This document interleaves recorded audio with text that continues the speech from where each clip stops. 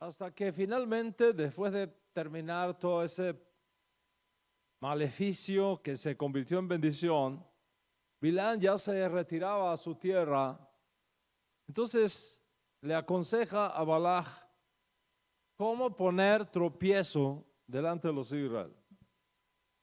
Cómo poner tropiezo delante de los hijos de Israel. La propia Escritura nos habla muchísimo de esto, no solamente en la Torá, sino en otros textos sagrados.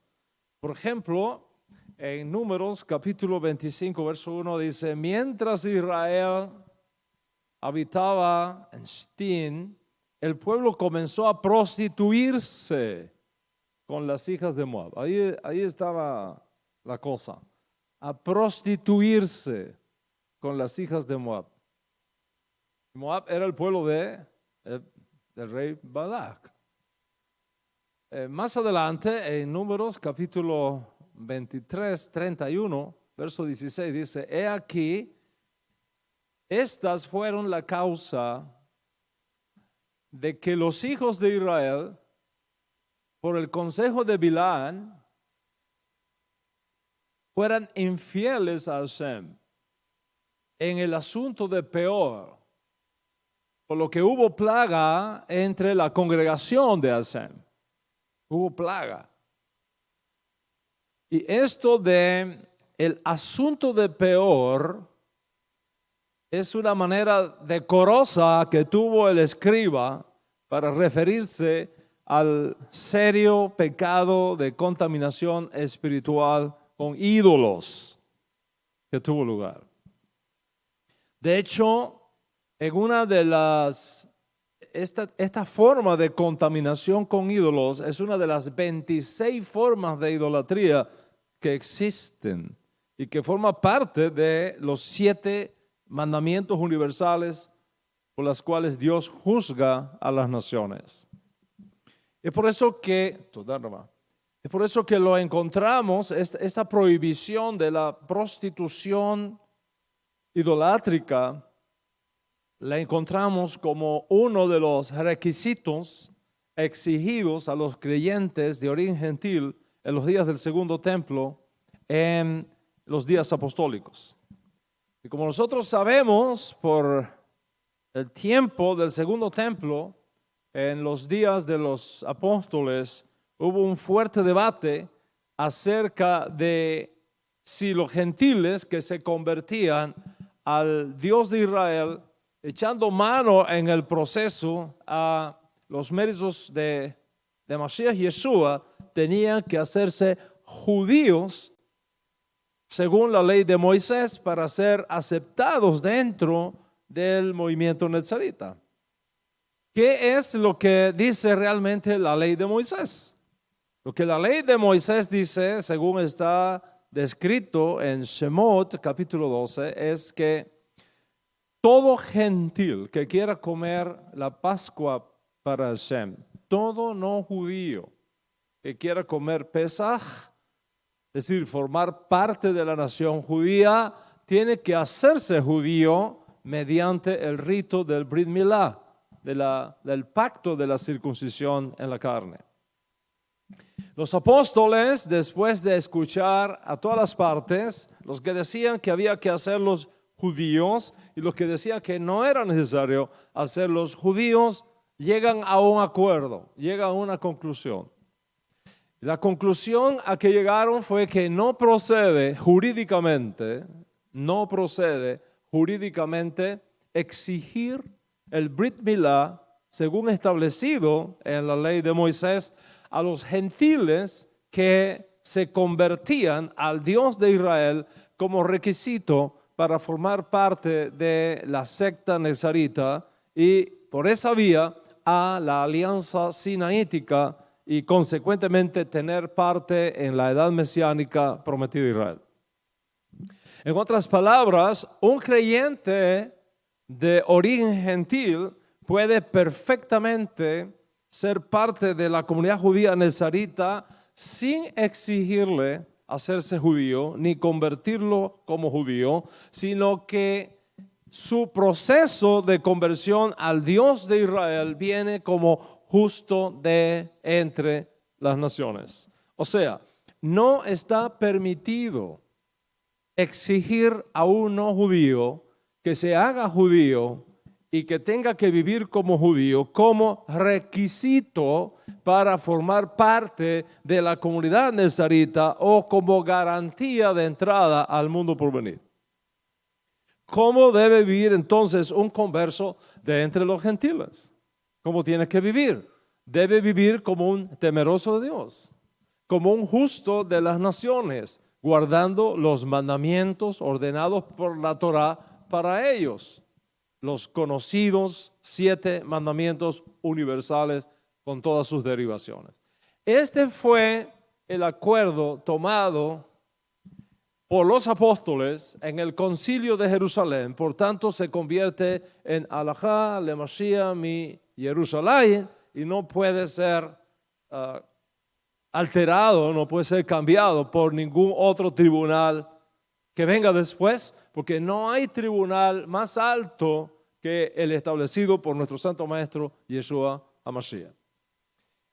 En Memorias Apostólicas, capítulo 21, cuando Rash Shaul llega a Jerusalén y se encuentra con los apóstoles judíos que fueron antes que él en el reconocimiento de Yeshua como Mashiach, le informan de ciertos cargos, de ciertos rumores que se estaban levantando contra Rash Shaul y la manera como podía despejar las dudas acerca de esos rumores. Les voy a contar cómo dice la historia y vamos a ver cómo está conectado esto con nuestro parashá. Memorias 21 dice lo siguiente: cuando llegamos a Jerusalén, los hermanos nos recibieron con regocijo. Y al día siguiente, Pablo fue con nosotros a ver a Jacob. Jacob es el hermano de Yeshua, que está al frente de la comunidad de Sarita en Jerusalén para aquel tiempo. Y al día siguiente, Pablo fue con nosotros a ver a Jacob y a todos los mayores, los ancianos que estaban presentes. Y después de saludarlos, comenzó a referirles. No me había dado cuenta. Y después de saludarlos, comenzó a referirles una por una las cosas que Hashem había hecho entre los gentiles a través suya. Y ellos, es decir, los apóstoles, cuando lo oyeron, glorificaban a Dios. Y le dijeron: hermano, ya ves cuántos miles hay también de entre los judíos que han creído. Es decir, este fenómeno no se está dando solamente entre los gentiles. También hay miles de Yehudim que han creído. ¿Que han creído qué cosa? No en Moshe Rabbeinu, eso hace rato que lo creíamos. ¿Que han creído en qué cosa? En la continuidad de la Torá, de la ley de Moisés. Eso hacía rato que veníamos creyéndolo. ¿Qué es lo que han creído? Lo que han creído que Yeshua es Mashiach. Y todos son celosos de la ley. Recuerda que Pinehas actuó bajo el celo de Hashem. Y ahora acá, un montón de años, de siglos después, nos encontramos a un grupo de Yehudim, seguidores de Yeshua como Mashiach, actuando también bajo ese mismo celo. Se les ha contado acerca de ti, de Pablo, y aquí viene el lashon hara, aquí viene el rumor falso. Se les ha contado acerca de ti que enseñas a todos los judíos en tierras del exilio que se aparten de Moshe Rabbeinu, diciéndoles que no circunciden a sus hijos ni observen las tradiciones judías. Entonces, ¿qué es lo que se debe hacer? Porque sin duda la multitud se va a reunir porque oirán que has venido a Jerusalén. Por tanto, haz esto que te decimos. Tenemos 4 hombres que han hecho un voto. Tómalos y purifícate con ellos, paga sus gastos, para que se rasuren la cabeza y todos sabrán que no hay nada cierto en lo que se les ha dicho acerca de ti, sino que tú también vives ordenadamente bajo la ley. Pero en cuanto a los gentiles que han creído, presta atención, en cuanto a los gentiles, los no judíos que han creído, ya le hemos escrito, lo cual es una referencia a el Concilio de Jerusalén del capítulo 15 de Memorias. Le hemos escrito habiendo decidido que deben solamente abstenerse de lo sacrificado a los ídolos y de fornicación, de estrangulado y de sangre.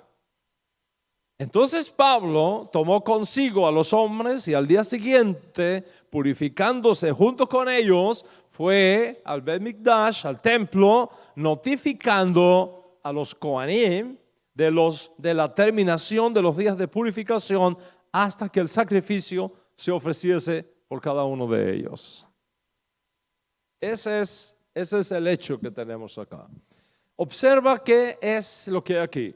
Judíos que han creído que Yeshua es Mashiach y se sujetan a su autoridad, y gentiles no judíos que también han creído y se sujetan a la autoridad de Yeshua como Mashiach. Esos son los dos grupos que tenemos acá. ¿Cómo se expresa esa sujeción? Los judíos guardando la ley de Moshe para los judíos, esto es los 613 mandamientos, y los creyentes de origen gentil guardando la ley de Moisés para los no judíos, esto es los 7 mandamientos. No podemos cambiar, esto es halajá netzarita. Shaul HaTarsi va a usar la metáfora de los 2 olivos para ilustrar esto.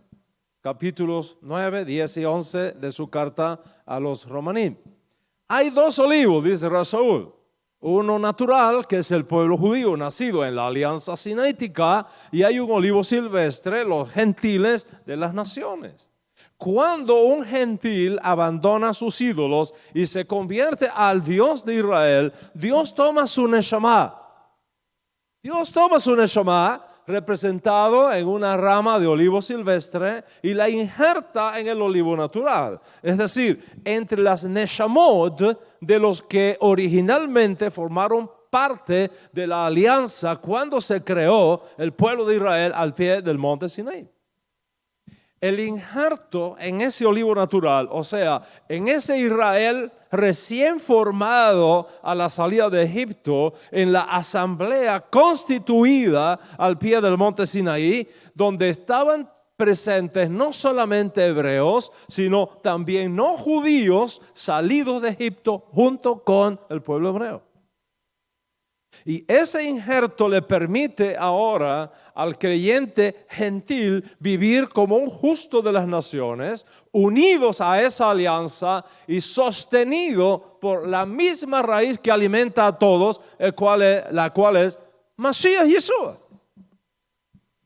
Cuando Dios termine todo este proyecto con Israel, y finalmente esa asamblea sea reunida de nuevo bajo el liderazgo de Yeshua, gobernando Israel como Mashiach ben David, los creyentes de origen gentil tendrán su parte también junto con el pueblo judío redimido por Mashiach, y junto al pueblo judío los justos de las naciones van a entrar en la edad mesiánica también y van a disfrutar la promesa del reino mesiánico, no como ciudadanos de segunda clase, sino como coherederos de esa herencia y partícipes de esa misma promesa dada originalmente al pueblo judío.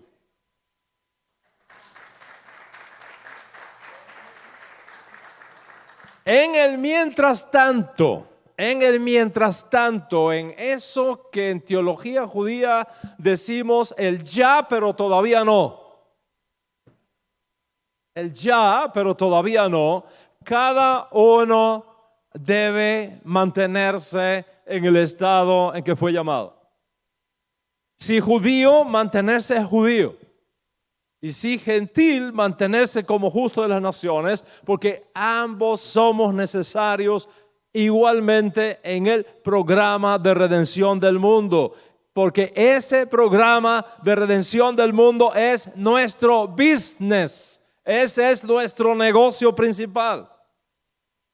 No podemos, Moran Berrobotai, no podemos desenfocarnos en esto. Nuestro negocio es la redención del mundo hasta que todos los hombres de la tierra acepten al Dios de Yeshua como su uno y único Dios y toda la tierra esté bajo el dominio del Dios de Israel. Ese es nuestro negocio.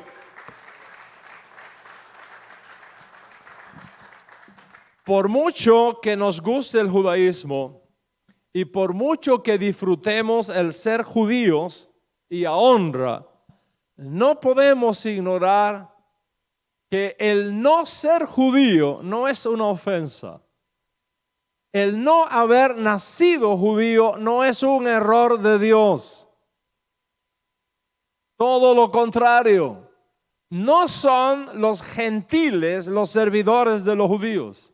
Somos los judíos los servidores del mundo.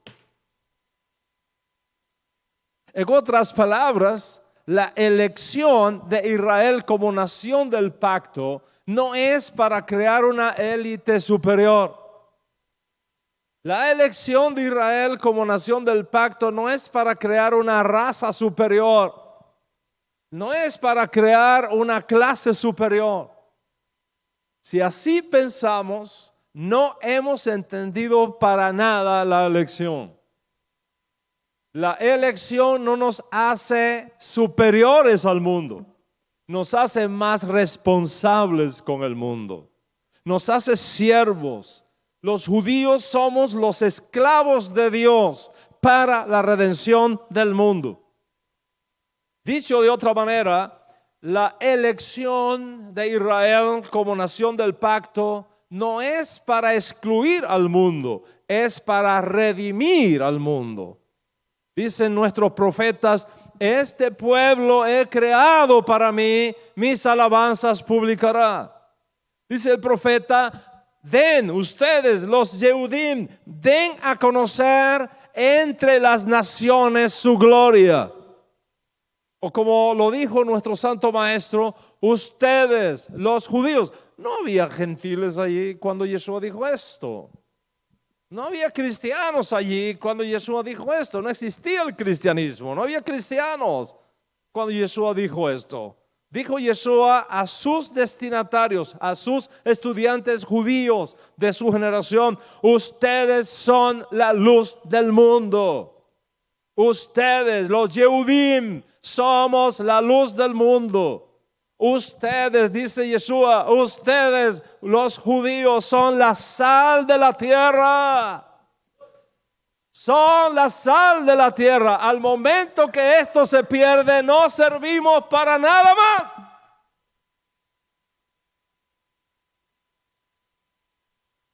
Ser judío es ser esclavo de Dios. Y por eso llamamos la kipa. La kipa del esclavo, la marca del esclavo de Dios.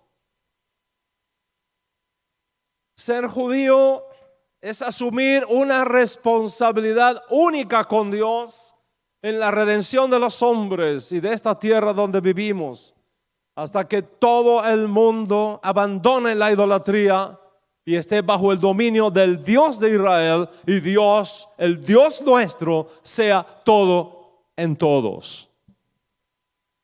La elección solamente tiene sentido cuando entendemos la razón de ella, que no es para nosotros. Es algo que nos trasciende, es algo que va más allá de nosotros y a lo que debemos consagrar toda nuestra vida y todos nuestros recursos: la redención del mundo. Solamente cuando vivimos enfocados en eso y teniendo conciencia de eso, podremos hacer de nuestra herencia judía y podremos hacer de nuestra judeidad algo supremo que nos conecta con el propósito original por el cual Hashem nos sacó de Egipto. En otras palabras, ser judío no es un fin en sí mismo, es un medio para lograr un fin supremo, la redención del mundo. Visto así, en este entorno grande de la redención, en este macro proyecto de la redención, la circuncisión no es un fin en sí mismo, tampoco la incircuncisión. Si no tenemos conciencia de que ser judío es venir al mundo con una misión suprema de redención, la circuncisión nada es. Si los gentiles no tienen conciencia de que su llegada al mundo no es un accidente genético, sino que tiene ese mismo propósito junto con el pueblo judío, entonces la incircuncisión nada es. Visto así, la circuncisión nada es, como tampoco la incircuncisión, porque tanto lo uno como lo otro tiene una misión que nos trasciende, una misión que nos supera. Y lo importante es tener conciencia de eso que es más grande que nosotros, que nos sobrepasa, que nos excede y que se convierte en la razón suprema por la cual Dios nos trajo al mundo, en la manera como nos trajo, en el tiempo como nos trajo y en el lugar donde nos trajo. Y para lograr ese fin, el pueblo judío necesita el apoyo y necesita el concurso de nuestros hermanos no judíos. No podemos hacerlo solos. Se requiere la presencia y la asistencia de los justos de las naciones. Esta, Moran Berrabotai, esta es la alianza estratégica más importante que uno pueda haber conocido. Judíos y no judíos unidos por la transformación y la redención del mundo hasta traerlos a todos bajo el dominio del Dios de Israel, que es también Ribono Shel Olam, el Señor de los universos, el Dios de toda la tierra. Entonces, si tomamos a todos los judíos y los hacemos apostatar de Moisés y los convertimos a otra religión, estamos abortando el plan de la redención, estamos destruyendo el plan de Dios. Y de la misma manera, si tomamos a todos los justos de las naciones y les exigimos que tienen que hacerse judíos, abortamos la gran misión que está delante de nosotros, que es la redención del mundo. Porque esta misión de redención, Moran Berrabotai, esta misión de redención es tan grande que el judío solo no puede con ella. Se requiere la presencia y el concurso de nuestros hermanos no judíos. Y esa es la alianza estratégica que envisionó Yeshua, que finalmente los emisarios de Yeshua entendieron, y de lo cual Rabino Saúl de Tarso fue elegido entre todos de forma especial para ser el Shaliach, para ser el embajador de Israel al mundo no judío. Shaul HaTarsi, el Shaliach, dirá luego: cada uno en el estado en que fue llamado, en él se quede. Cada uno en el estado en que fue llamado, en él se quede. Por tanto, si Dios lo llamó a usted de entre las naciones para la redención de su alma, no se le requiere que se haga judío para unirse a Mashiach, ni para ser parte de la comunidad netzarita, ni para participar de este gran proyecto de transformación y redención del mundo. Usted puede servir perfectamente a Dios como temeroso de Dios, como un justo de las naciones. El judío viviendo como judío y los justos de las naciones viviendo como justos de las naciones, pero todos bajo una misma alianza estratégica. Esto es lo que creo que Dios demanda de nosotros, y es dentro de esta alianza estratégica que tenemos que enfocarnos y en la cual tenemos que trabajar. Por tanto, no espere de mí que requiera a un no judío hacerse judío. Y no tenga miedo, que no ando con un bisturí. No tenga miedo. ¿Ok? No porque ser judío esté mal. No me malentienda. No porque ser judío sea un error, todo lo contrario, sino porque no es necesario. Sería más bien un estorbo a ese propósito grande, a esa causa suprema que nos supera y que es la transformación y la redención del mundo. ¿Cuántos están conmigo hasta aquí? Pero al mismo tiempo que te digo esto, también te digo otra cosa.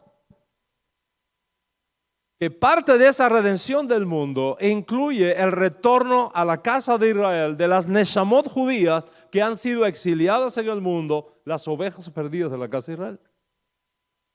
Aquellos que un día fueron judíos, que vienen de matriz judía, que por causas del exilio, por la influencia de las culturas paganas que lo rodearon, por conversiones forzadas de sus ancestros, perdieron su identidad judía y sus neshamot fueron investidas por kelipot de culturas gentiles y crecieron como gentiles y funcionaron como gentiles aunque tenían una neshama judía.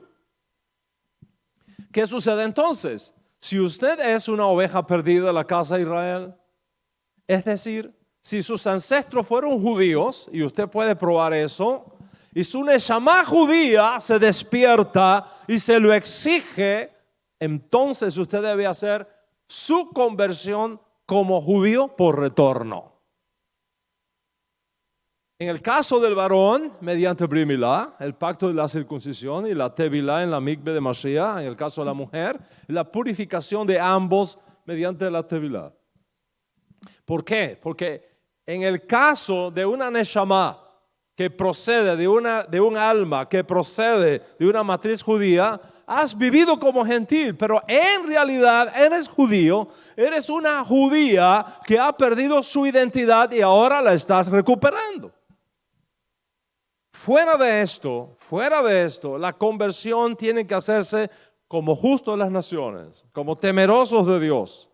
Es decir, un no judío que abandona la idolatría, se divorcia totalmente de toda conexión, de cualquier forma de idolatría previa, renuncia a cualquier otra lealtad espiritual y acepta sola y exclusivamente lealtad al Dios de Israel y al Mesías judío, Yeshua, disponiéndose a vivir de ahora en adelante, bajo el yugo de la ley, bajo el yugo de Mashiach, como aplica su caso. ¿Tenemos precedentes jurídicos para esto? Sí lo tenemos. Miremos el caso de Timóteos. Timóteos es un joven judío helenista en los días apostólicos. Timóteos era de padre no judío, pero de madre judía. Y por tanto, legalmente judío helenista, pero judío a fin de cuentas. Por alguna razón, y podemos asumir por la influencia de su papá no judío, Timóteos nunca fue circuncidado. Timóteos, que fue conocido después como Timoteo, hecho ya grande y dueño de sus propias acciones, este judío helenista se encuentra con Shaul HaTarsi en el exilio. ¿Y qué hizo Shaul HaTarsi con Timóteos? Lo circuncidó. Lo circuncidó porque era judío sin circuncisión y no está supuesto que exista un judío sin la circuncisión, sin el Brit Milá. Tú no puedes ser judío sin Brit Milá, sin la señal del pacto. Ve entonces que el mismo Pablo que escribió, cada uno en el estado en que fue llamado, en él se quede, cuando se encuentra con Timóteos, que estaba en el estado de no circuncisión, lo cambió a circuncisión. Entonces, ¿en qué quedamos?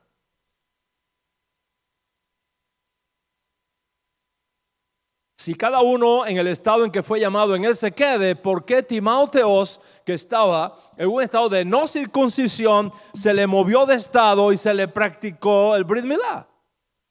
la circuncisión en la carne? La respuesta es que Timoteo estaba en el estado de no circuncisión por circunstancias fuera de su voluntad. Estaba en ese estado por circunstancias supremas. No era su realidad étnica. Su realidad era nacido de madre judía, pero de padre gentil. Y como es la madre la que da la judeidad, era un judío en un estado no judío, y por lo tanto correctamente Shaul HaTarsi, que era Moel también, lo trajo de vuelta a su estado original. ¿Cuántos están conmigo hasta aquí? Muy bien.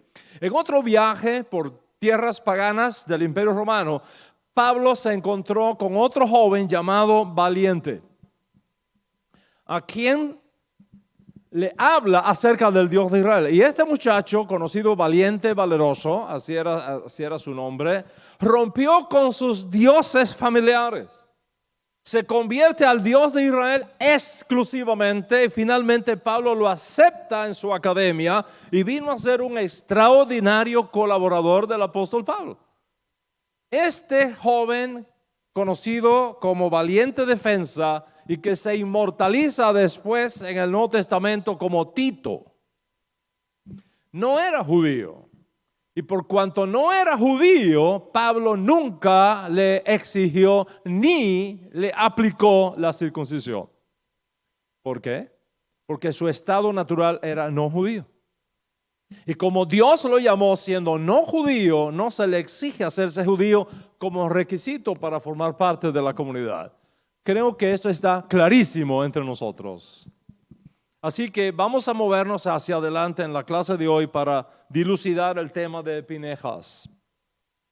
Partimos entonces que los creyentes provenientes del mundo no judío se les exige guardar los mandamientos universales, es decir, los que aplican a todos los no judíos del mundo entero, entre los cuales está relacionado como primero la prohibición de la idolatría. Y una de las cosas que tienen que ver con esa prohibición es la contaminación con los ídolos. La contaminación con los ídolos, que fue precisamente el tropiezo que Bilam puso delante de los hijos de Israel en el caso de Balac, rey de Moab. El Código Real documenta algo muy importante, como aparece en Memorias Apostólicas, capítulo 15, verso 20. Yo juzgo, dijo Jacob Hasadik, que se le escriba a las comunidades formadas por creyentes de origen no judío, que se les escriba que se abstengan de contaminación por los ídolos. Ese es exactamente el problema que había con los hijos de Israel en nuestra parashá. Esa frase, cosas contaminadas con los ídolos, es lo que tenemos en nuestra parashá Pinehas. Rav Shaul afirma que cuando un creyente, judío o gentil, come de cosas sacrificadas a los demonios, de alguna manera hay una contaminación en su neshama por esa participación. Dice Rav Shaul, aunque un ídolo es nada y solamente hay un Dios, el Dios de Israel, el Dios de Yeshua, la realidad es que cuando los gentiles hacen sus sacrificios a sus dioses, a los demonios sacrifican. A los demonios sacrifican y no a Dios. Y no quiero que ustedes sean partícipes de los demonios. Hay que recordar que cuando Pablo dice demonios, lo está haciendo como una referencia a lo que los paganos en el Imperio Romano llamaban demonios en sus días. Una cosa es demonios dentro de Israel y otra cosa es demonios en Corinto o en el resto del Imperio Romano, es decir, fuera de las fronteras teológicas de Israel. La comunidad de Corinto, a quien Pablo escribe esta carta, está conformada por expaganos. Eran miembros de origen pagano y como todo el resto del Imperio Romano, su religión había sido el paganismo, es decir, el politeísmo. Para aquella época y lugar, ser pagano significaba aceptar muchos dioses y promover el servicio a los dioses. Con pocas excepciones, la creencia generalizada era la creencia en multitud de divinidades, con un abanico de poderes, de influencias, de funciones. La mejor explicación de esto se da conociendo cómo funcionaba el panteón de los dioses. Arriba de todos estaba Júpiter, luego el resto, Juno, Marte, Venus, Plutón, y más abajo los dioses regionales, y más abajo los dioses de la ciudad, y más abajo los dioses de los barrios, y más abajo los dioses familiares, y más abajo aún los dioses familiares. El santo de su devoción, para usar una frase que se conoce mucho en el mundo occidental. Estos dioses de más abajo estaban conectados con las cosas de la vida de aquellos días, relaciones de amor, discusiones jurídicas, montañas, valles, animales, cosechas, la salud, el tiempo, la lluvia, la tormenta, la sequía.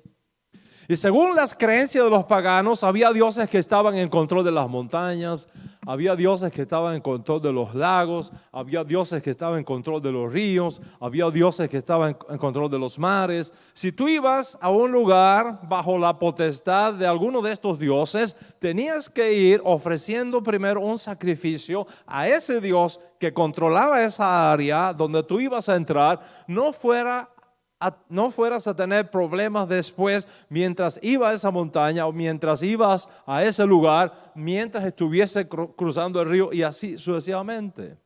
En esa lista de dioses, en esa lista de divinidades, había una conocida como daimones, de donde vienen demonios. Estos daimones o demonios nada tienen que ver con ángeles caídos que se apropian de los cuerpos para atormentarlos, para obligarlos a hacer cosas que los poseídos por ellos no podían evitar. Nada que ver con eso. Los demonios del mundo pagano en el Imperio Romano eran una clase de dioses familiares, una especie de divinidades que estaban en el punto más bajo del panteón en la categoría de los dioses. Eran los dioses que tenían que ver con las cosas del día a día de los paganos. La comida que ibas a comer, la bebida que ibas a beber, la limpieza de la casa, las relaciones sexuales con tu mujer, con la mujer con su marido, la relación del esposo con la esposa, de los padres con los hijos, de los hermanos con los hermanos. Se contaban por miles de daimones, miles de demonios. Júpiter, que es la versión romana de Zeus, está en la cima del panteón, pero debajo hay otros dioses de menos influencia hasta llegar a la categoría más baja de todos, que eran los demonios, los dioses barrenderos, los que estaban con la gente en sus cosas diarias. Zeus o Júpiter está allá lejos en el panteón, pero los daimones, los demonios están en tu casa, están en tu trabajo, están en tus trajines del cada día. Cada ciudad tenía sus panteones. Algunas tenían 20 deidades, otras tenían 30 deidades, otros tenían 40 deidades y así sucesivamente. Cuando la gente se movía de un lugar a otro, o cuando los soldados romanos eran movidos de un lugar a otro, llevaban sus demonios con ellos y los daban a conocer. Aquí me acompaña este demonio y este demonio y este demonio. La gente no le tenía miedo a los demonios. Eran sus guardianes personales. Y entonces los daba a conocer al nuevo lugar donde llegaban. ¿Y qué hacían los del nuevo lugar? Abrazaban a esos nuevos demonios y los incluían en su panteón familiar. Entonces, estos daimones o demonios eran los dioses de la familia, las divinidades más cercanas a las personas. No se les tenía miedo. Se les respetaba, se les servía, se les adoraba. Eran sus socios en las cosas diarias. Es por eso, Morán Berrabotai, que el concepto de conversión no existía en el paganismo del Imperio Romano. Nadie dejaba de adorar a un Dios particular para convertirse a la jurisprudencia de otro Dios. Nadie dejaba a Mitra para convertirse a Juno, sino que un devoto a Mitra, cuando conocía a Juno, simplemente lo absorbía y lo incluía en su lista de sus dioses. En otras palabras, la aceptación de un nuevo Dios no requería la renuncia a los dioses previos, todo lo contrario, uno más en su lista de divinidades. Y mientras más dioses tuvieras, mejor aún. Mientras más demonios tuvieras, mejor aún. Mejor te iban a ir las cosas. A un pagano no se le requería dejar un Dios por la aceptación de otro Dios, sino que simplemente se añadiera a su Dios de su lista particular. Tú podías tener tu Dios particular, tú podías tener tu demonio particular, pero eso no significa que dejabas de creer en el resto o mostrabas deslealtad al resto. Era simplemente que con este te identificabas más, pero los otros también estaban en tu lista. Pero si había una jerarquía de dioses, entonces el tuyo podía ser uno más de la lista. Los dioses que estaban en la cabeza del panteón, Zeus o Júpiter era el primero, y luego la jerarquía que iba bajando. O sea, imagínate como una enorme pirámide de dioses, en la punta arriba el Dios supremo y debajo hasta llegar a lo más bajo de todo, los demonios tuyos particulares. Así que había muchos dioses y muchos señores y muchos demonios por todos lados. En otras palabras, la idea judía de un solo Dios era totalmente desconocida en el mundo pagano del Imperio Romano. Hacerse judío en el mundo pagano fuera de Israel en aquella época no era cualquier cosa. Significaba renunciar a todos tus dioses y aceptar exclusivamente al Dios de Israel como tu único Dios verdadero. Y esto creaba un serio problema para los paganos, porque sus dioses se podían ver, sus dioses se podían tocar, sus dioses se podían mover con ellos de un lugar a otro, pero el Dios de Israel no se podía ver ni se podía tocar. Ok, me quiero convertir a tu Dios. ¿Dónde está? ¿Cómo luce? ¿De qué color es? ¿Qué altura tiene tu Dios? ¿Y cuál era la respuesta que daban los judíos? Nuestro Dios no se ve. Nuestro Dios es invisible, no lo puedes tocar, no lo puedes mover de un lugar para otro. Eso era un enorme desafío a la esencia misma del paganismo, como el discurso de un judío en una audiencia pagana del primer siglo testifica. Ciudadanos atenienses, observo que ustedes son sumamente religiosos en todo lo que hacen, porque al pasar y fijarme en vuestros lugares sagrados, encontré un altar con esta inscripción: Agnostos Theos, a un Dios desconocido. Vamos a dejar el discurso ahí un momento.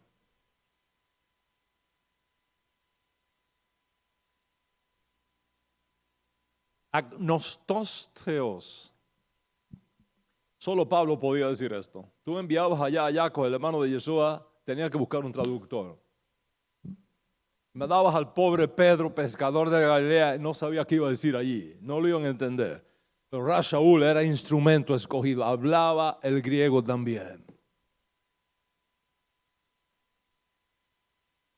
Vamos a dejar un momento el discurso ahí y vamos a explicar esto de Agnostos Theos, para que entendamos a Pablo. Diógenes Laercio, un importante historiador griego, que según sus memorias, sucedió una vez que Atenas sufrió una enorme plaga y sus sacerdotes paganos estaban desesperados para apaciguar a los dioses que estaban causando esa plaga, haciéndoles sacrificios. Pero ningún sacrificio a ningún dios paraba la plaga. Entonces el jefe de los sacerdotes paganos reunió al resto de los sacerdotes y les dijo: nos queda una sola opción: echar suertes a los dioses según las instrucciones del gran Epimérides para apaciguar la ira de los dioses. Así que decidieron poner en práctica la estrategia mágica de Epimérides. ¿En qué consistía esa estrategia? Se tomaban cientos de cabras o cientos de ovejas y se las encerraba en el centro de la ciudad.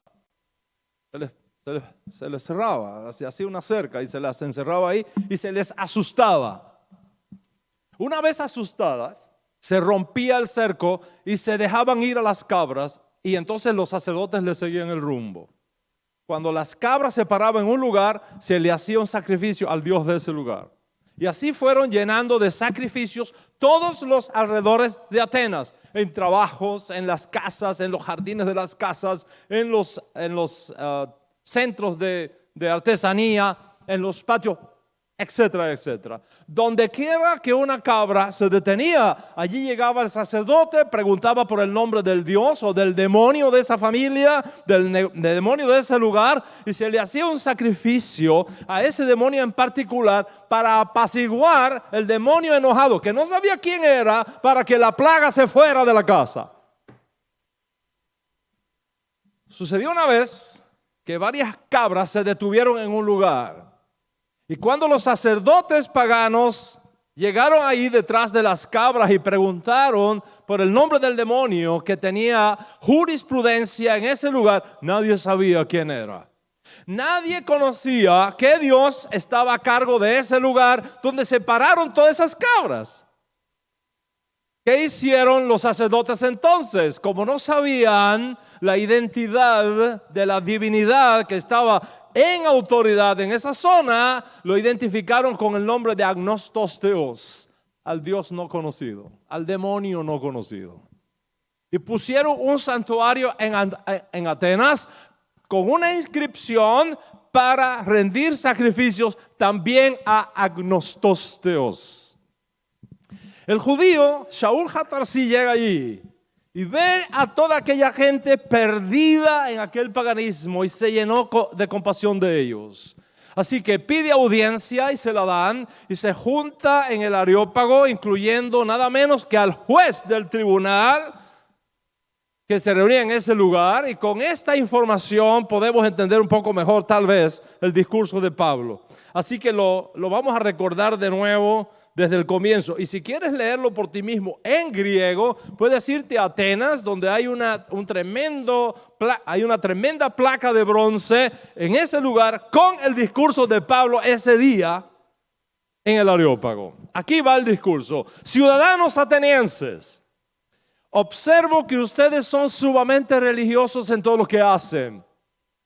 Al pasar y fijarme en sus lugares sagrados, encontré incluso un altar con esta inscripción: Agnostos Theos, al dios, al demonio desconocido. Pues bien, eso que ustedes adoran como algo desconocido es lo que yo les anuncio. El Dios que hizo el mundo y todo lo que hay en él es Señor del cielo y de la tierra. No vive en templos construidos por hombres, ni se deja servir por manos humanas como si necesitara de algo. Por el contrario, Él es quien da a todos vida y alimento y todas las cosas. Y de un solo hombre hizo todas las naciones para que habiten en la tierra, y determinó los períodos de su historia y las fronteras de sus territorios. Esto lo hizo Dios para que todos lo busquen y aunque sea a tientas lo encuentren. En verdad, Él no está lejos de ustedes, porque en Él vivimos y somos y existimos, como muchos de vuestros propios poetas han dicho, de Él somos descendientes. Por tanto, siendo descendientes de Dios, no debemos pensar que la divinidad sea cosa de oro, de piedra o de plata, escultura hecha como resultado del ingenio y de la destreza humana. Pues bien, atenienses, Dios pasó por alto estos tiempos de ignorancia. Le está diciendo, son unos brutos. Eso es lo que le está diciendo Razón en la cara. Son unos brutos. Y por eso ahora Él manda en todas partes metanoía. Cambien su mente estúpida. Eso es fuerte. Eso es muy fuerte. Dice Raúl, Él ha fijado un día en que va a juzgar al mundo con justicia por un medio de un hombre a quien ha designado para esto y del cual ha dado pruebas a levantarlo de entre los muertos. Tremendo discurso. I'm very happy with that. I'm very excited. I don't know about you, but I'm very excited. Un solo judío contra todo un imperio. Eso es lo que tenemos aquí. Un solo judío con un tema judío que le hizo rechinar los dientes del cerebro a todos aquellos paganos allí reunidos. Observa lo que este judío les dice. Metanoía. Cambien su mente, cambien sus paradigmas religiosos que tenían, rompan con todo eso, arrepiéntanse. Que se arrepientan, que se arrepientan. Cambiar sus mentes en relación con sus divinidades, dejar sus dioses para aceptar a uno que no se puede ver ni se puede tocar, y que nosotros somos unos ignorantes. Y que se nos va a juzgar por este tipo ahí, de un Dios que levantó de los muertos a alguien y que ese tipo no lo podemos ver ni hablar con él. ¿Cómo así? No way. Ustedes los judíos son ateos. Porque si Dios no se puede ver ni tocar, entonces ustedes son ateos. Los primeros ateos en la historia somos los judíos. Porque el Dios nuestro no se puede ver. Por eso, agnostos Dios.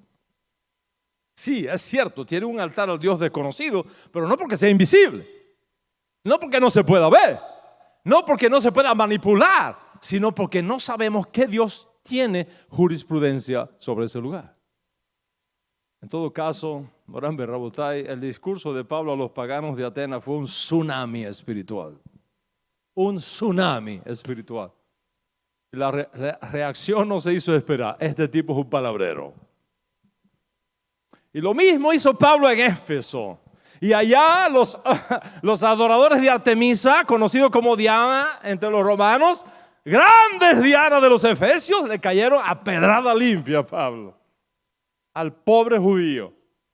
Y lo mismo sucede en Corinto y en toda la cuenca del Mediterráneo. En otras palabras, un solo judío removiendo todo un imperio solo con la palabra de Moisés que salía de su boca. Estricto monoteísmo, estricta lealtad a ese solo y único Dios que no se ve, que no se puede tocar, que no se puede manipular, pero es el único que existe y el único que te puede salvar. Un solo judío moviéndose por todos lados, promoviendo la idea de que los dioses del imperio son vanidad, que existía un solo Dios que no se puede ver ni tocar, pero que es el Dios verdadero. Ustedes tienen muchos señores y muchos dioses, pero para nosotros los judíos hay un solo Dios y nada más que un solo Dios. Esto era demasiado para los paganos soportar. Algo tenían que hacer con este judío que estaba alborotando a todo el imperio. A los paganos era ateísmo, la promoción de un Dios que no se puede ver. Y de ahí viene la acusación. Más tarde, con el surgimiento del cristianismo, los cristianos todos los cuales para entonces eran de origen pagano, tenían que renunciar a sus dioses paganos para aceptar exclusivamente al Dios de Israel, y eso trajo sobre ellos la misma acusación.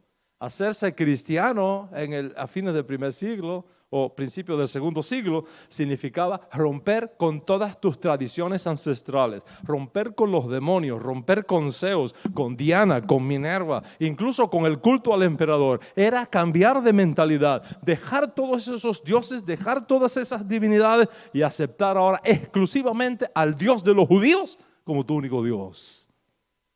¿Cuántos están conmigo hasta aquí? Alejandro, ¿estás conmigo hasta aquí? ¿Te interesa este shur? En el judaísmo, no importa cómo lo pongas, no se puede ser un buen judío y creer cualquier cosa y vivir como a cada cual le venga en gana. Ser judío y estar bien delante de Dios significa creer ciertas cosas básicas y actuar de cierta manera en línea con esas creencias básicas. Es halajá y emuná. Emuná y halajá. El justo por la fe vivirá. La fe es lo que crees, es lo que te sostiene por dentro. Vivir es halajá, cómo te conduces, cómo caminas fuera. Ser un buen y correcto judío significa ser monoteísta, creer en la existencia de un solo y único Dios. Al momento que tú crees que existen 3 dioses o 5 dioses, dejas de ser judío.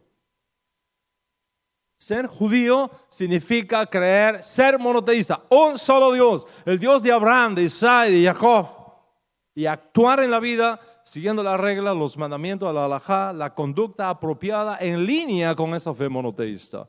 En el paganismo no es así. En el paganismo no importa lo que creas, la única cosa importante es el culto a los dioses, eso es lo que cuenta. ¿Y qué significa culto?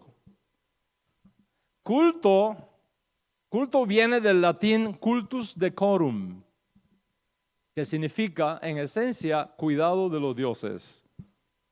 Ser culto significaba una persona que sabía cómo servir, cómo atender, cómo reverenciar, cómo alimentar a los dioses. Eso es lo que significa ser culto. Cultura es entonces la manera correcta que un grupo étnico determinado sirve a sus demonios. ¿Cuántos quieren ser cultos ahora? Ser cultos para ser libres, como alguien dijo una vez, requiere explicación, porque se da en otro contexto, pero ese no es el tema acá. El tema es que el servicio a los dioses y saber cómo realizar ese servicio era el corazón mismo del paganismo, era la cultura pagana de aquellos días. Por supuesto, los paganos creían ciertas cosas, que los dioses se veían, pero a diferencia del judaísmo que está fundamentado en emuná y halajá, el paganismo solo se ocupaba de emuná, por la creencia, ¿okay? Por lo doctrinal, en forma práctica, no intelectualmente, sino en la práctica. ¿Cómo te conduces en el culto? ¿Cómo te conduces en el servicio a sus demonios, a tus dioses? Entonces, no había ortodoxia pagana. Tú no puedes identificar esto es ortodoxia pagana o esto es herejía pagana, porque no existían esos métodos. Lo fundamental era el cultus decorum. O sea, saber cómo servir a los dioses, cómo atenderlos, cómo tenerlos contentos, cómo no irritarlos. Porque si alguno de esos demonios se irritaba contigo, se enojaba contigo, te complicabas la vida. Como dicen los colombianos, mejor dicho. Prepárese para lo que le viene. ¿Cómo era el cultus decorum? El cultus decorum tenía 3 formas fundamentales. Espero que el hambre no les esté venciendo.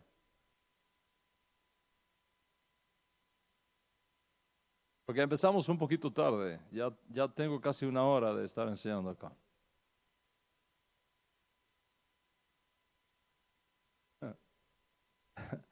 El cultus decorum venía en 3 formas fundamentales. Primero, comidas ofrecidas a los ídolos, sean demonios, sean divinidades, de otras jerarquías, o al más alto de todos, a Zeus, se le ofrecía comida, se le traía regalos, se le ofrecía incienso, por ejemplo.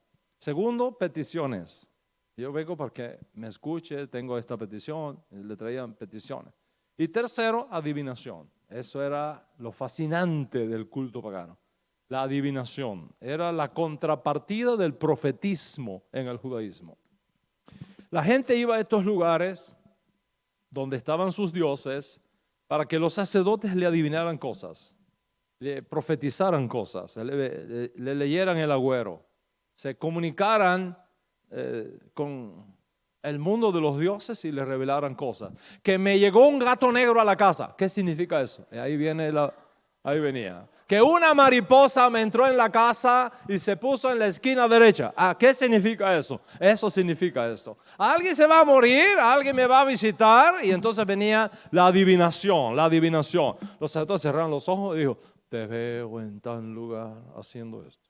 Ahora veo que te está pasando esto. Y la gente le tenía pánico a esas cosas, pero al mismo tiempo le aliviaba el alma porque le profetizaba. Todavía a la gente le gusta que le profeticen, ¿sabes? Hay gente que va corriendo a cualquier lado para que le profeticen. Dígame quién me viene a buscar mañana, con quién me voy a casar, todo ese tipo de cosas, ¿ok? Mariposas por aquí, mariposas por allá. Ser pagano era participar de estas cosas sobre una base diaria. Y a la gente le fascina eso, que le profeticen cosas. También a los paganos del imperio les gustaba muchísimo. Con tal de recibir alguna adivinación, le traían comida a los dioses. Comida sacrificadas a los demonios. Eso era parte del cultum decorum, la manera distintiva del paraíso. Es dentro de ese contexto que la instrucción rabínica de Shaul HaTarsi tiene que ser entendida cuando dice a los creyentes de origen pagano en la comunidad de Corinto: no coman cosas sacrificadas a los ídolos. No coman cosas sacrificadas a los dioses paganos. Porque lo que los paganos sacrifican, los sacrifican a los demonios. ¿Quiénes eran los demonios? Ya ustedes saben quiénes son los demonios. Sacrifican a los demonios. Y yo no quiero que ustedes sean partícipes más con los demonios. Participar con los demonios significa en su esencia volver al cultum decorum, continuar siendo paganos. ¿Y cuál era el peligro real que estaban enfrentando? Que Pablo veía venir, que el Dios de Israel viniera a ser visto como otro más, y no el exclusivo, uno y único Dios para ellos, con total divorcio, con total separación del resto de los dioses y divinidades que ellos previamente habían servido. ¿Y qué está pasando en nuestra parashá? Un culto a los demonios, a Baal Peor. Dice el Código Real: abandonando el camino recto, se han extraviado, siguiendo el camino de Bilán, el hijo de Beor, quien amó el pago de la iniquidad. Y Gered Yehuda dice: ay de ellos, porque han seguido el camino de Caín, y por el lucro se lanzaron al error de Bilán y perecieron. Marot Elohim dice: tengo unas pocas cosas contra ti, porque tienes ahí a los que mantienen la doctrina de Bilán, que enseñaba a Balac poner tropiezo ante los hijos de Israel y comer cosas sacrificadas a los ídolos, cometiendo actos de inmoralidad. Ese es el problema en nuestra parashá. Comer cosas sacrificadas a los ídolos con actos de inmoralidad. Bilán le enseñó a Balac cómo ponerle esa trampa a los hijos de Israel. Y ahora es que la clase se pone buena. La trampa fue: mi querido rey Balac, ya ves que no puedo maldecir a Israel. Cada vez que abro la boca los bendigo. Te lo dije desde un principio, que solo que Dios me dijera, eso podía hacer.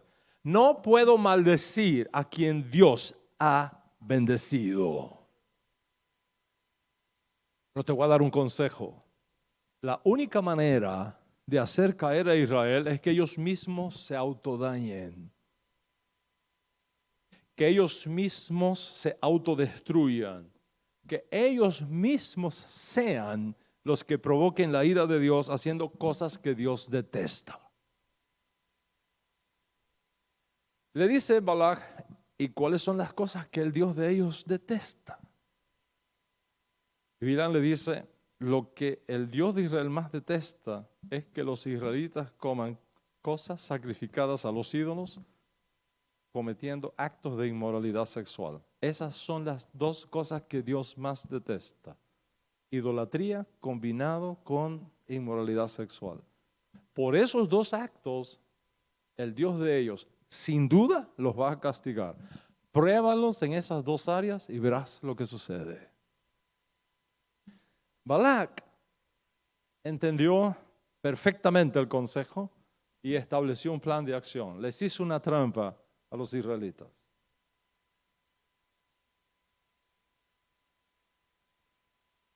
¿Cómo hicieron la trampa?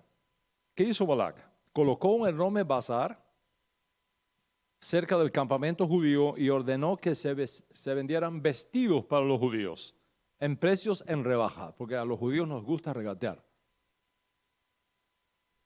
Regatear muchísimo, muchísimo. Si no fuera porque estoy en este lugar, les echaría un chiste. Entonces puso señoras mayores fuera de las tiendas, señoras bien recatadas, vendiendo las mercancías a precios que no podías renunciar. Pero cuando los judíos entraban en aquellas carpas, en la parte de atrás del bazar, a comprar lo que adelante estaba expuesto, el rey Balac había colocado chicas guapísimas y bien seductoras. Y nuestros muchachos entraron allí y empezaron a curiosear el bazar de Balac y poco a poco fueron entrando en las tiendas en la parte de atrás. Y el resto fue historia. Los muchachos entraron, vieron la mercancía, hablaron con las chicas le ofrecieron un trago de licor gratis. Y luego que habían tomado varios tragos, entonces vino el resto. Solamente había una condición: inclínate delante de mi ídolo, de mi demonio, de mi Dios, de peor, el ídolo que tenía. Jamás me inclinaré delante de ese ídolo. Los muchachos con las hormonas por allá arriba, las chicas ya desvestidas. Mira, si no lo hacemos delante de Baal peor, no puedo tener relaciones contigo. Pero ¿sabes qué? Vamos a hacer algo. No te inclines, solamente orina delante de él. Si solamente orinas delante de él, that's it. Te doy mis servicios sexuales. Entonces estos chicos con las hormonas por las nubes ya no se podían parar. Fisiológicamente hablando, una mujer puede parar un acto sexual cuando le dé la gana. El varón no. El varón cuando empieza y cruza una línea ya no puede parar. No hay quien lo eche para atrás. Es un toro suelto. No para. No, el varón no se puede echar para atrás. La mujer puede parar cuando quiera. El varón no. Es muy difícil parar. Y los muchachos se llevaron todo por delante. Se llevaron a Moisés, se llevaron a la Torá, se llevaron los mandamientos, se llevaron todo, se lo llevaron por delante. Imagínate que este abominable servicio a este ídolo requería intoxicarse con bebida, luego desnudarse, luego orinar y defecar frente al ídolo y luego tener relaciones sexuales frente al ídolo. Pero la meta de Balac no eran estos muchachos, era Moshe Rabbeinu. Esa es la meta de Balac. Si caía Moshe, caería todo Israel, porque escrito está: heriré al pastor y las ovejas serán dispersas. Con tal de hacer caer a Moshe, Balac se dispuso a usar a su guapa y sexy hija, princesa Cosbi, a quien le instruyeron que fuera a Moshe Rabbeinu para hacerle una pregunta. Cosbi se acercó a uno de los asistentes de Moisés llamado Zimri. Y Zimri le dijo: ¿qué quieres? Y la chica, guapísima, le dijo: quiero ver a Moisés para hacerle una pregunta muy importante. La forma como Cosbi estaba vestida y cómo usó el tono de la voz para comunicarse con Zimri, lo que quería era acostarse con Moshe Rabbeinu. Eso era mucho para Zimri. Le dijo: tú no necesitas a Moshe Rabbeinu, yo te voy a dar la respuesta. La metió en la parte de atrás del bazar y el resto es historia. Después de este acto, el joven judío se volvió loco con esta chica, loco, se arrebató con ella y le propuso matrimonio. Pensándolo bien, dijo Zimri, yo tengo más derecho que Moshe en casarme con esta princesa de Moab. ¿Por qué pensó así Zimri? Dice el Midrash que Zimri pensó así. Mi padre desciende del segundo hijo de Jacob, mientras que Moshe desciende de Leví, el tercer hijo. Así que yo tengo preferencia. Sin pensarlo dos veces, tomó a la princesa de Moab, se presentó nada menos que delante de Moshe Rabeno con su mujer moabita y le hace una pregunta a Moshe Rabeno. La pregunta que le hizo a Moshe Rabeno fue, ¿esa mujer me está permitida o me está prohibida? Moshe le dijo, te está prohibida. Zimri le respondió, tu juicio es apropiado. Por el mismo principio, entonces, tu primera mujer está prohibida porque tú la tomaste de Madián, que también está prohibido para nosotros. Cuando Moshe Rabeno escuchó a un discípulo desafiarle así en la cara,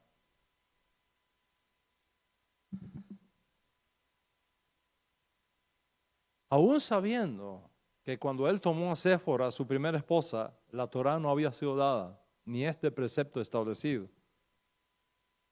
Moshe quedó en shock. En shock. Porque en el judaísmo, un discípulo que se atreva a dar opinión delante de un rabino ha cometido un pecado de muerte. Cuando tú estás delante de un rabino, tú no puedes dar opiniones. Tienes que hacer preguntas. Imagínate estar delante de Moshe Rabeno y tirarle en la cara a Moshe Rabeno la halajá. Moshe Rabeno quedó en shock, en shock. Cuando los demás líderes de Israel que estaban allí vieron que Moshe Rabeno guardó silencio y no se defendió, se estallaron en un profundo llanto. Porque la peor cosa que puede hacer un discípulo es hacer sufrir a su maestro. Y este hombre hizo sufrir a Moshe Rabeno.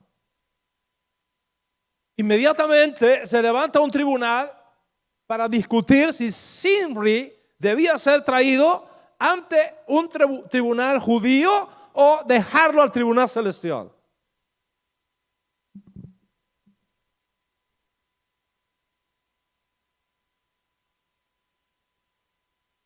No voy a discutir aquí las opciones que da el Midrash acerca de por qué Moshe Rabeno guardó silencio. Simplemente pensemos que quedó literalmente mudo.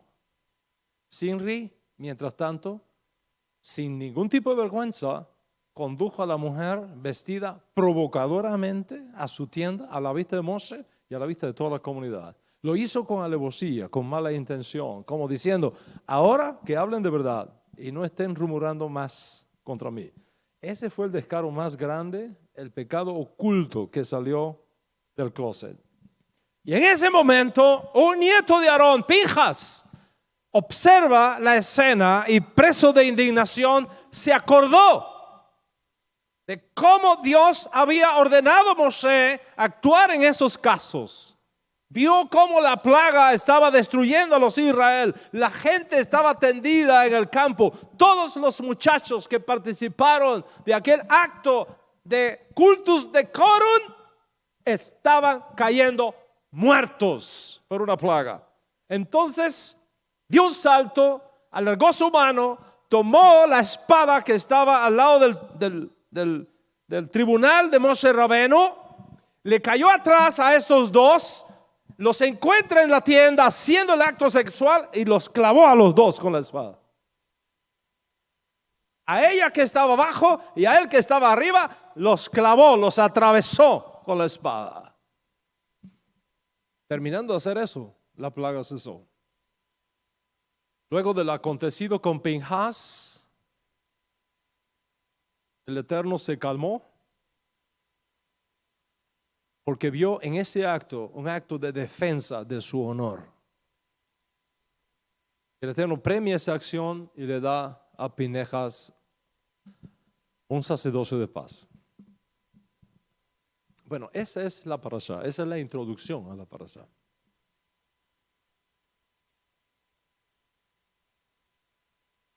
Como yo no estoy en Miami mucho tiempo, yo sé que me van a aguantar un ratico más. Para concluir, dos cosas quiero compartirles sobre la base de todo lo que he dicho acá. Las mujeres moabitas, por la manera como se vistieron, provocaron la caída de muchos varones en la casa de Israel. Y aquí de otras fuentes viene el concepto judío del recato de la mujer judía, del snut, del pudor de la mujer judía.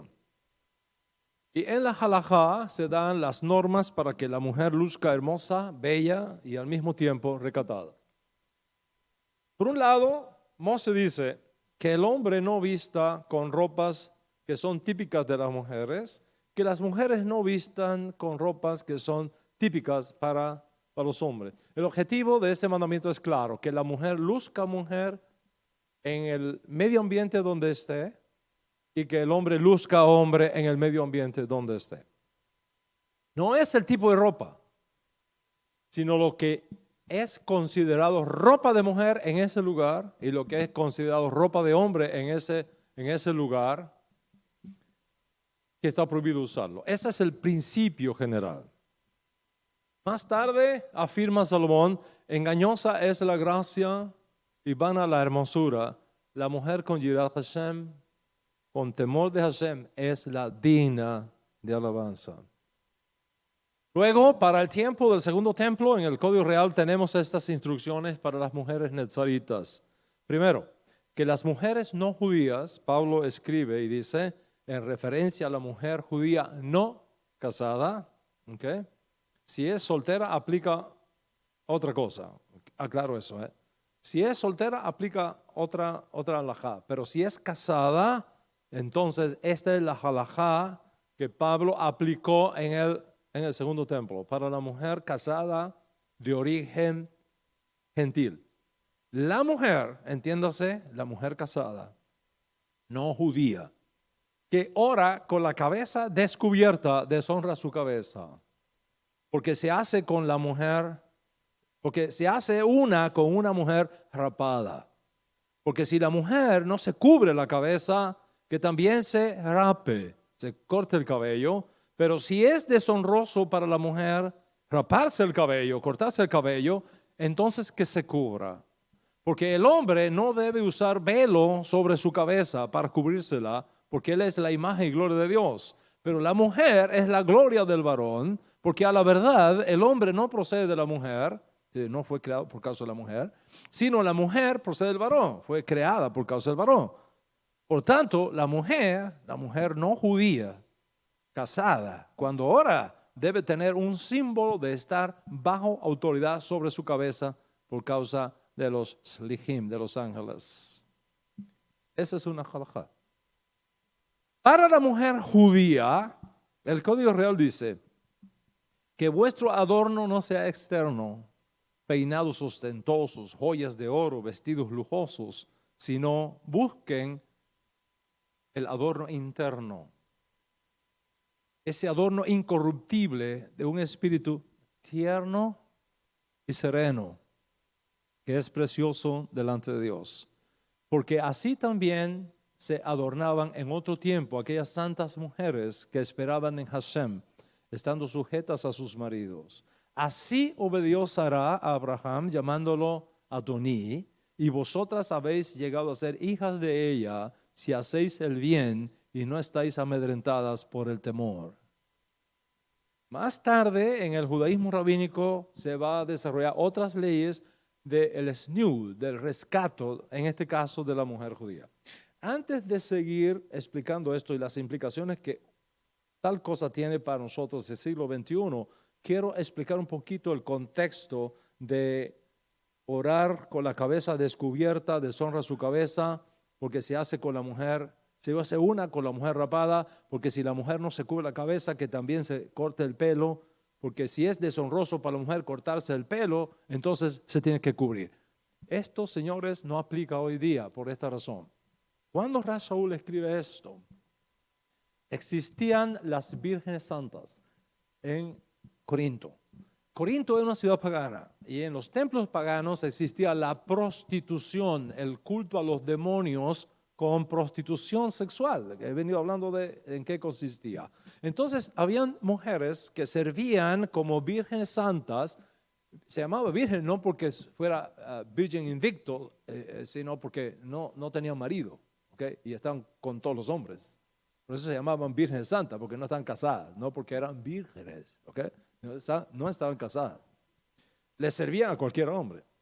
Entonces, estas mujeres que servían en estos templos paganos para este tipo de fornicación sexual idólatra, se distinguían porque se cortaban el pelo.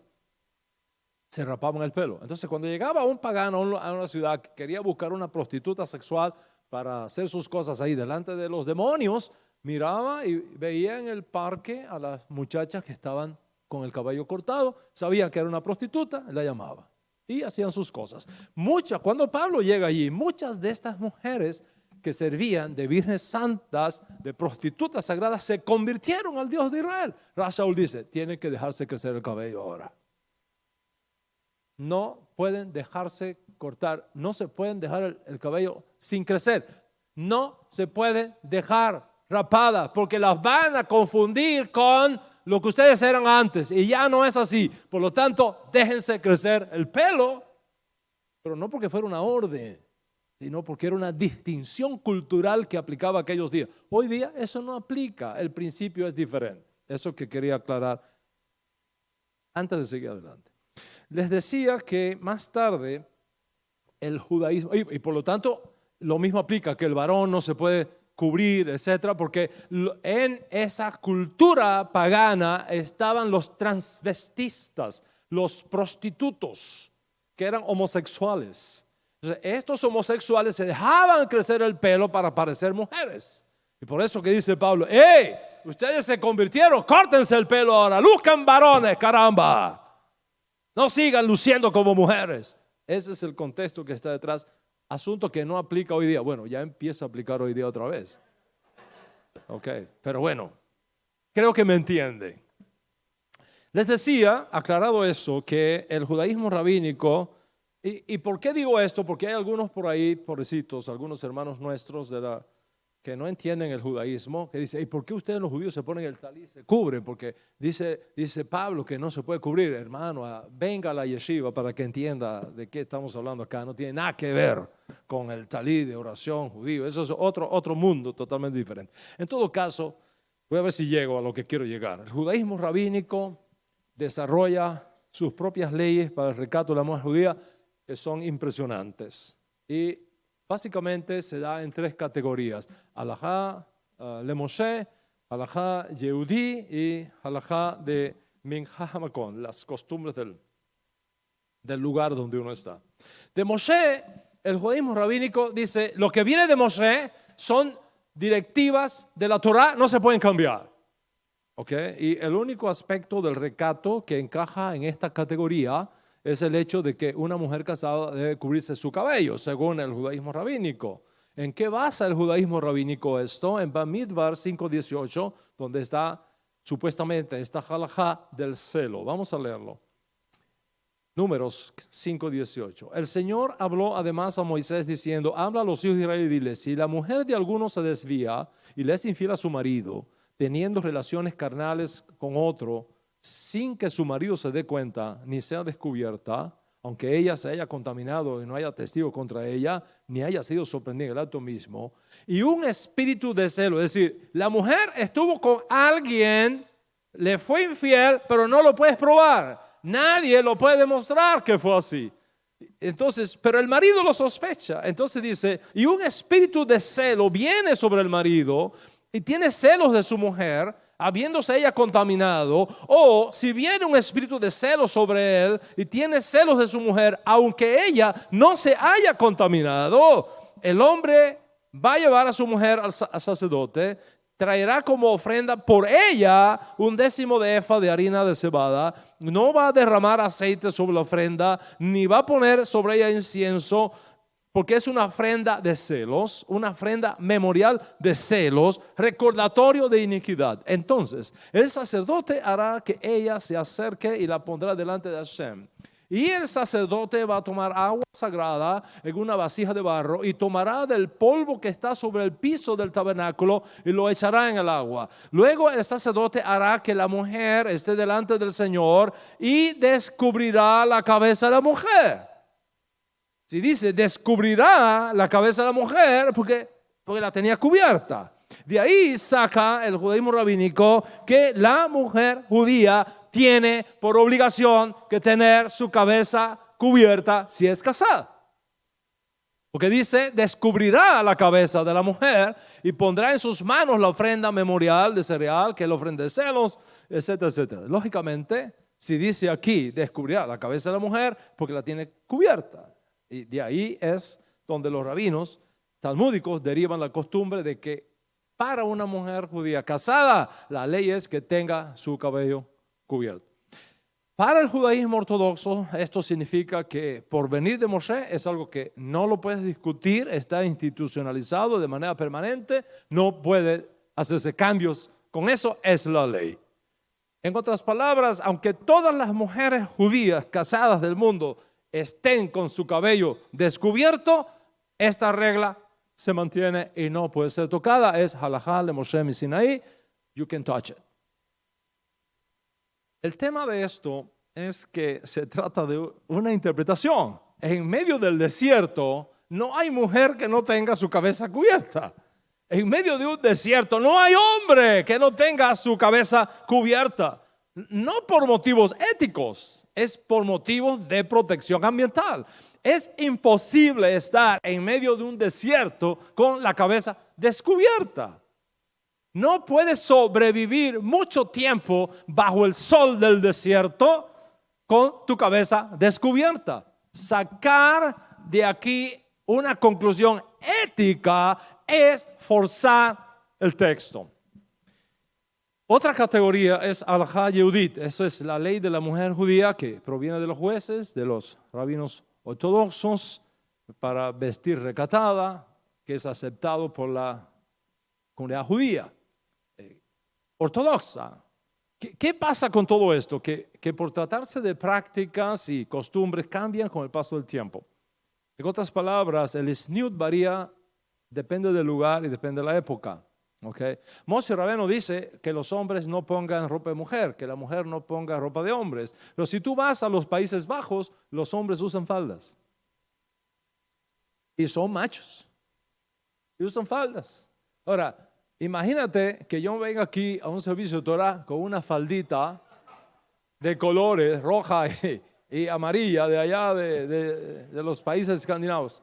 ¿Te imaginas el lío que se forma aquí en la comunidad? Se forma un tremendo lío, se forma aquí en la comunidad. Pero allá es lo normal, es lo normal. Okay. Eso cambia. Los códigos del buen vestir que se aceptan o que eran aceptados en España hace 1000 años atrás, no es lo mismo ahora. Okay. No es lo mismo cómo vestían los judíos en la Polonia aristócrata hace 600, 700 años atrás a cómo se visten hoy día. Hay diferencias entre lugares y eso lleva a lo que es el minhaj hamakon, las costumbres del lugar. Entonces, si tú vives en una comunidad donde todas las mujeres judías respetuosas de la Torah adquieren cierto código de vestimenta, lo más natural es seguir la costumbre de la comunidad a la que tú perteneces. Si tú te unes a una comunidad donde la costumbre es que la mujer judía tenga toda su cabeza cubierta, no te aparezcas allí con el pelo suelto, alborotado, porque vas a crear un problema en esa comunidad. Me explico. Uno tiene que seguir las normas de la comunidad a la cual uno llega. Es una falta, pienso yo, es una falta de respeto hacia la comunidad, salirse abiertamente de la norma de la comunidad, así como también refleja falta de recato en ese caso. Por lo tanto, cada mujer debe imponerse sobre sí misma el cuidado de no ser causa de atracción sexual hacia el género opuesto. Este tema viene muy bien para este tiempo, por las cosas que están pasando hoy en el mundo, con todos los cambios que se están dando en el mundo. Y hoy día, cuando la tendencia es que se descuida todo, uno tiene que ser más cuidadoso de estas cosas. Yo creo, y este es mi consejo, que la norma básica es que la mujer al vestir debe usar la prudencia. Simplemente la prudencia, el pudor, la modestia, sin dejar de lucir hermosa, sin dejar de lucir bella. Y por otro lado, a la hora de juzgar estas cosas, tenemos que ser cuidadosos y no causar atropellos innecesarios. Por ejemplo, si una mujer se cuida en su comer, va al gimnasio, tiene un cuerpo bonito, y se viste ajustada, se le va a notar muchísimo su cuerpo bonito. Lógico. Si una mujer es descuidada en su comer, está sobrepeso, no va al gimnasio, no se cuida, pero se viste ajustada también, no se verá tan sexy. Pero está ajustada igual. Lo único que es gordita. Pero como es gordita y está ajustada, no se nota sexy. Pero la otra que es disciplinada, que baja de peso, que va al gimnasio, que tiene un cuerpo bonito, se viste ajustada también, entonces decimos, sexy. Tenemos que tener cuidado con esas cosas. ¿Cuál va a ser la norma que usemos? ¿Que no se vista ajustada o que no luzca sexy? Provocadora. Sonría, que se le ama muchísimo. Si una mujer que pesa 250 libras, 110 kilos, 120 kilos, le pones un vestido ajustado, no va a lucir muy sexy según las normas actuales. Pero si a una chica que se cuida y que está en su peso apropiado, se viste ajustada también, le decimos, está sexy. ¿Qué vamos a prohibir entonces? ¿Que se vistan ajustadas o que no luzcan sexy? Sonría, que así le amo muchísimo. Es un tema escabroso, muy subjetivo, muy sensitivo. Y la única cosa que recomiendo es que no pongamos normas externas, sino internas. A la mujer que sea cuidadosa, eso es, sé cuidadosa. Al estar en la sinagoga, con más razón aún, que no vistas provocadoramente. Que no vengas a la sinagoga con tus muslos afuera para ser vistos de los hombres. No vengas con un escote tan abajo que casi se te ve el pezón. Estas son las cosas que dicta el sentido común. Y lo mismo con el varón, que seamos cuidadosos. No podemos venir aquí enseñando el pecho, los pelos en el pecho, todo abierto, que vean la menorá aquí adentro, los músculos.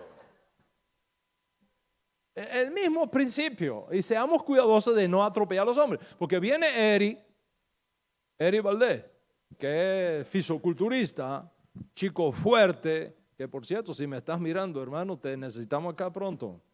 Viene Eri, okay, se pone ropa y luce sexy. Ahora viene otro que tiene 300 libras, se ajusta igual que él y de sexy no luce nada. Y los dos están apretados. ¿Qué es lo que vamos a prohibir? ¿El apretón, el vestido apretado o que no luzca sexy? ¿Cómo es que vamos a balancear todas estas cosas? Entonces, la mujer, ¿qué decimos? Que sea cuidadosa, que no vista provocadoramente, no dejes tus muslos afuera para ser visto los hombres, no tengas un escote tan marcado. Estas son las cosas que dicta el sentido común. ¿Ok? Y a los casados, oye, supervisa a tu mujer. Supervísala y que la ayudes a ser piadosa y recatada a la hora de vestir sin sacrificar la belleza propia que debe tener toda mujer. En otras palabras, Moran Rabotai, según las normas que determinan las prácticas y costumbres del lugar donde uno vive, que la mujer vista de tal modo que no sea provocadora del sexo opuesto. Y todo el mundo sabe lo que es eso.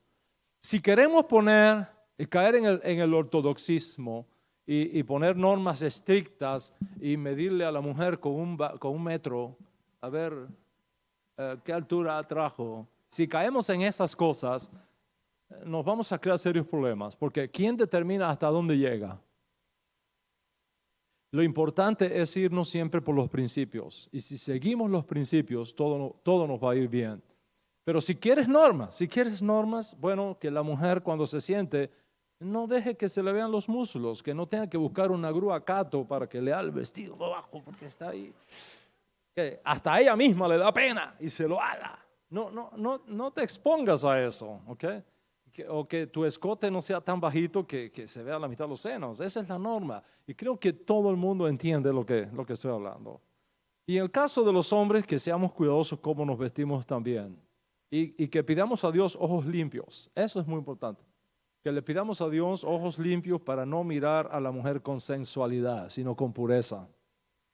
Porque si nuestros ojos no son puros, escúcheme bien, si nuestros ojos no son puros, aunque la mujer sea la más estricta con el snood, en el caso de la mujer judía, aunque sea la mujer más modesta en el caso de las mujeres gentiles, como la Madre Teresa de Calcuta, los ojos sucios son capaces de desvestir a cualquier mujer y adulterar con ella en su corazón. Si tus ojos son sucios, no importa el snood, la desnudas en tu mente y adulteras en tu corazón contra ella. En conclusión, evitar el pecado de las chicas de Moab que pusieron tropiezo a los hijos de Israel. Ambos lados son culpables, ambos lados. Tanto la mujer moabita por ser provocadora como nuestros muchachos por ser irresponsables con el sexo opuesto. Por lo tanto, yo pido a todas las mujeres de nuestras comunidades que sean prudentes, sean responsables a la hora de vestir, que procuremos hacer las cosas ordenadamente basados en los principios del decoro, de la prudencia y la santidad. Bueno, nos queda un punto más. ¿Cómo revertir un mal decreto? Es un tema fascinante, pero no lo puedo tratar ahora, es razón de tiempo evidente. Les prometo, Blineder, que sí, porque si no digo Blineder, me comprometo de verdad. Y es Blineder que me voy a explayar en esto en otra ocasión. Pero no quiero dejarte con el tema ahí en el aire, porque sé que hay muchos de ustedes que podrían estar pasando por un mal momento que se vuelve recurrente y no te deja salir adelante. Básicamente se trata de esto. La mejor manera de revertir un mal decreto es cumplir con celo, por el honor de Dios, una misma, el mandamiento que te esté más a la mano cumplir. Esa es la mejor manera de revertir cualquier mal decreto. Esto fue lo que hizo Pinhas. Por el honor de Dios, actuó como actuó y Dios lo premió dándole un sacerdocio de paz. ¿Qué significa actuar por el honor de Dios? Kiddush Hashem. ¿Qué significa eso? No lo hagamos tan complicado. Kiddush Hashem es actuar por el honor de Dios. ¿Pero qué significa actuar por el honor de Dios? Actuar por el honor de Dios significa que tú te atrevas a hacer lo mismo que Dios haría si estuviera en tu lugar. ¿Cómo tratas a un pobre que te encuentras en el camino? Como Dios lo trataría. Eso es Kiddush Hashem. ¿Cómo respondes al dolor de la muerte de un ser querido para tu amigo que te lo encuentras en el camino? ¿Cómo nos conducimos ante la injusticia? La norma es que cuando actuamos por celo de Hashem, por el honor de Hashem, significa que llegamos a un punto en nuestras vidas donde hacemos, por supuesto, guardando la distancia entre el Creador y la criatura, pero hacemos y procuramos hacer lo que Dios mismo haría si estuviera en mi lugar. Feliz el pueblo que entienda esto. Feliz el pueblo que decide actuar siempre por el honor de Dios y que por actuar así, cualquier mal decreto que te esté causando daño o que pudiera estarse gestando en este momento para causarte daño y traerte a ruinas lo que has emprendido, sea hoy mismo revocado. Y que venga sobre ti y sobre tu casa tiempos de paz, tiempos de alegría, de salud, de abundancia, de parnasá, de mantenimiento digno, de largura de días y de honor. Que los méritos de nuestro justo Mesías Yeshua nos protejan y guarden a todos. Amén y amén. Shabbat Shalom. Shabbat shalom. Shabbat shalom.